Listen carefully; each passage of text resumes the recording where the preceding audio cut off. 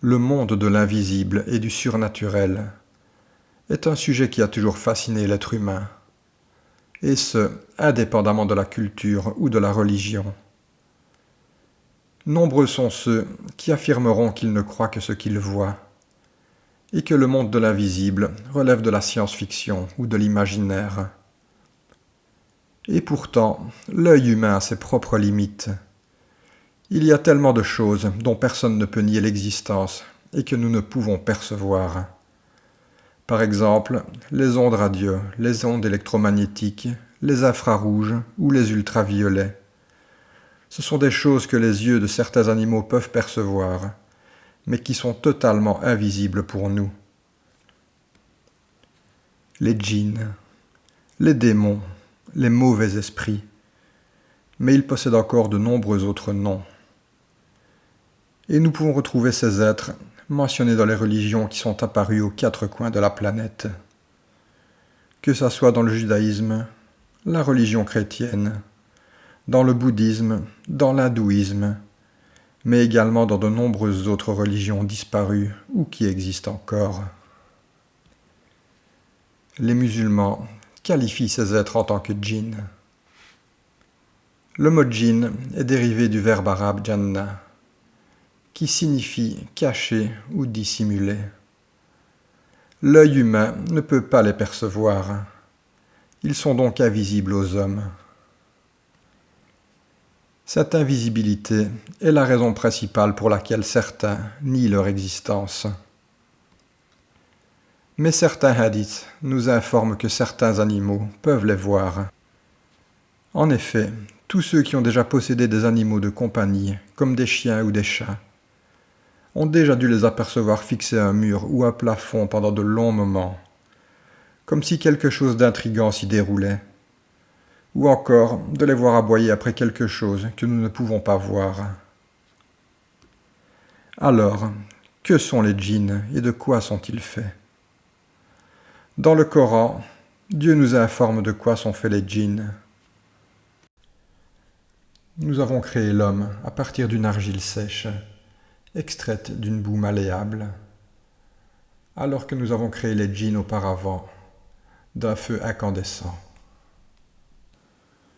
Et nous savons donc également que les djinns peuplaient la terre avant les êtres humains. Et nous savons aussi qu'ils ont été créés dans le même but que l'espèce humaine, comme Allah nous le révèle dans ce verset. Je n'ai créé les djinns et les humains que pour m'adorer. Les djinns, comme les hommes, peuvent être musulmans ou non musulmans, se soumettre à Dieu ou se rebeller. Et donc, ils possèdent le libre arbitre, comme nous tous, et peuvent décider de faire le mal ou le bien. Donc tous les djinns ne sont pas mauvais, et ils ne doivent pas être craints, car nous savons tous que nous ne devons craindre que Dieu et rien d'autre. Nous savons que nous ne pouvons éviter aucun mal que Dieu nous a destiné, et aucun bien ne pourra nous arriver si Dieu ne l'a pas décidé. Donc, le Coran nous informe que certains djinns seront musulmans. Mais d'après les hadiths, il semblerait que ce soit une minorité d'entre eux. Pour ce qui est des djinns rebelles, ils forment ceux qui suivent le shaitan et sont appelés les shayatines. Satan lui-même est un djinn rebelle qui s'est voué à écarter les humains de la voie de Dieu. D'ailleurs, à ce sujet, le Coran nous informe que certains djinns sont devenus musulmans à l'époque du prophète, après avoir assisté à la récitation du Coran et avoir été séduits par ce qu'ils avaient entendu. Comme nous le rapportent les 2 premiers versets de la sourate du même nom, les djinns. Il m'a été révélé qu'un groupe de djinns a prêté l'oreille et a dit : nous avons entendu une lecture merveilleuse qui guide vers la droiture. Nous y avons cru, et nous n'associerons jamais personne à notre Seigneur. D'ailleurs, les djinns sont semblables à nous sous de nombreux aspects. Ils se nourrissent et boivent, Ils se reproduisent et ont une descendance. Ils meurent. Mais leur durée de vie est beaucoup plus longue que la nôtre. Et ils comparaîtront également devant Dieu le jour du jugement. Ils seront présents avec les hommes, et certains seront destinés au paradis, et d'autres à l'enfer. D'ailleurs, certains se demandent comment des êtres faits de feu pourraient craindre l'enfer, et comment cela pourrait être une punition pour eux. Mais il faut savoir que la température du feu peut varier de quelques centaines de degrés jusqu'à plusieurs milliers, voire millions de degrés. Et puis, nous qui sommes faits d'argile et dont l'eau constitue plus de 80% de notre poids, nous pouvons être blessés par des objets faits d'argile. Et quand nous sommes dans l'eau, nous sentons que nous ne sommes pas dans notre élément et nous pouvons y mourir. Donc, les djinns doivent également craindre l'enfer. Mais ce qui distingue vraiment les djinns des êtres humains, c'est le fait que Dieu leur a accordé certains pouvoirs que les humains ne possèdent pas. L'un des pouvoirs que Dieu a accordés aux djinns est le fait qu'ils peuvent changer de forme physique et nous apparaître sous diverses formes.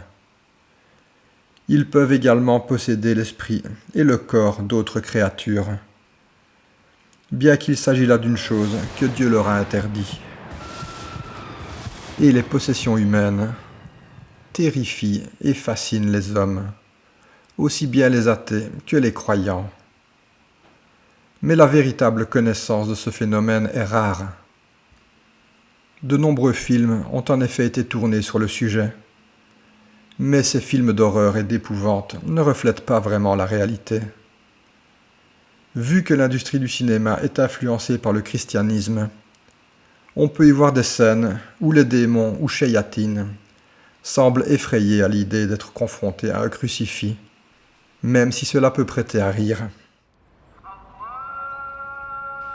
La foi en Dieu est en effet le meilleur remède contre ces djinns rebelles.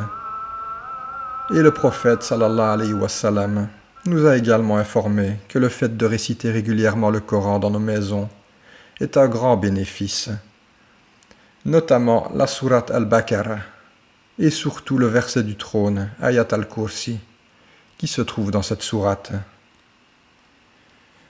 Ces djinns rebelles ont pour unique but d'égarer les humains, en les faisant s'éloigner de la religion.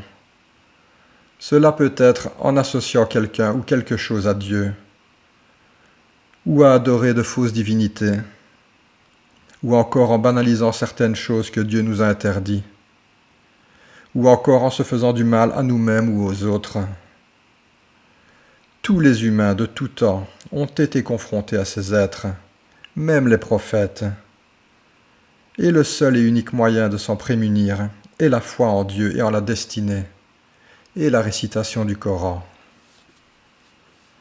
Nous avons tous des épreuves à passer dans ce monde, et il y a de fortes chances que les djinns rebelles soient associés à nos épreuves. Puisse Dieu nous guider.